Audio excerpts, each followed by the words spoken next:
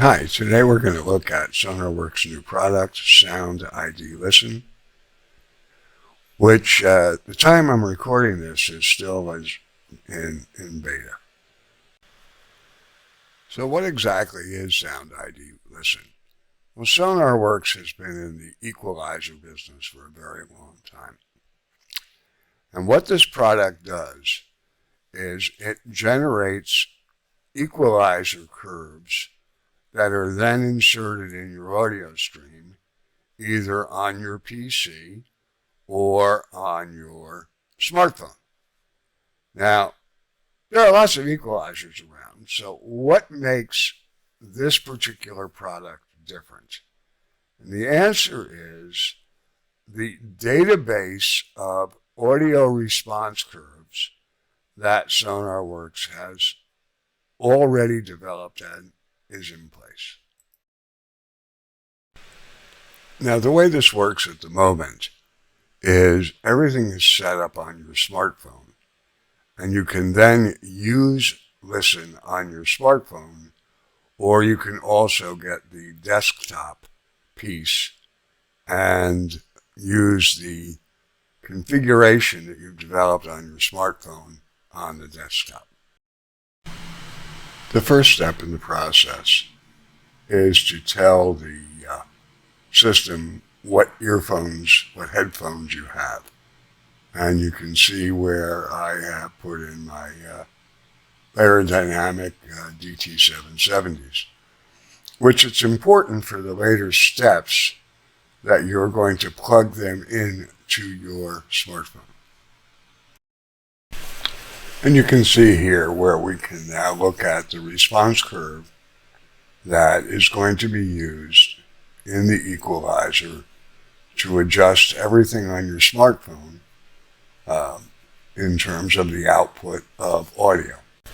Now, Sonarworks goes a step further, which is what really sets us apart, in that you can then do a hearing test, similar to the kind of test you would get for a hearing aids. And they use the results of that test to modify the response curves of your headset so that you get an absolutely personalized view or personalized audio experience. Now, the first step is to adjust for your age, and basically the older you get and your gender have overall circumstances to how your hearing works. And then you take a hearing test. And the hearing test further refines what the equalizer needs to do. So when it's all added up together, you have a very, very specific and very, very personalized view of your hearing, and the equalizer has been tuned to take all that into account. Your headset, your age, gender, and then your personal hearing test, separated, of course, by left and right. So that's what actually ends up getting applied. Let's switch over to the desktop part of this, which is the other component.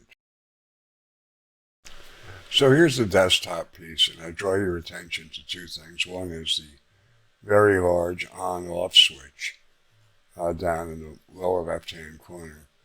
But much more importantly, the little change button up on the upper left.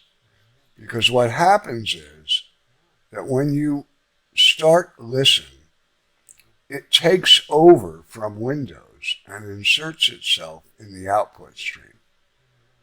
And then you need to go into the desktop change parameters in order to set where the output of the Listen is going to operate.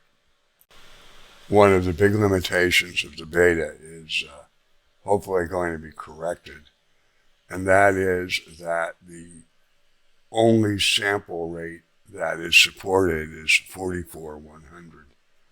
So if you subscribe to a high-def service that's running ultra-high-def, Listen is not going to be able to cope with that.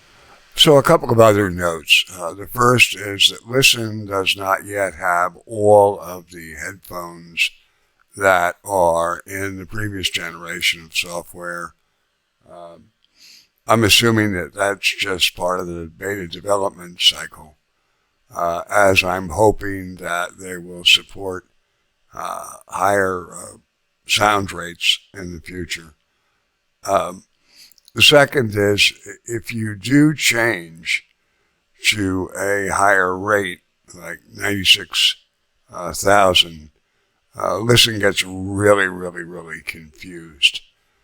So you do have to sort of switch back and forth and make sure everything's working. And with that said, thanks for coming by. I hope to see you sometime in the future. And we'll be looking at the other component of Listen, which is the component for people producing audio sometime in the very near future. Bye for now.